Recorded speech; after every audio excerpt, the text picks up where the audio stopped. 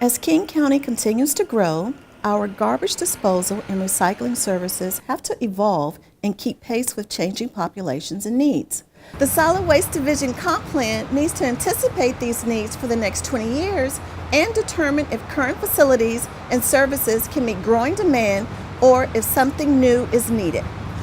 We are going to have to answer some tough questions, and here's where you can help us out with your input.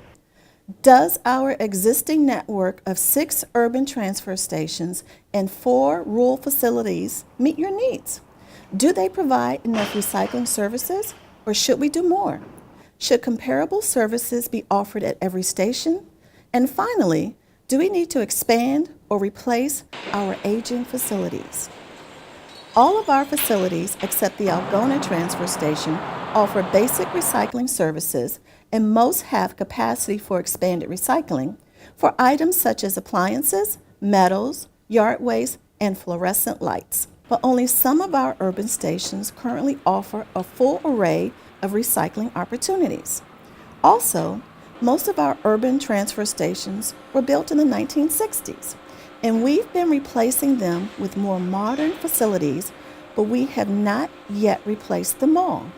Plans to replace the Algona Transfer Station are underway, and a new station is anticipated to open by 2022. The northeast part of the county includes Bothell, parts of Bellevue, Kenmore, Kirkland, Redmond, Woodinville, and nearby unincorporated neighborhoods.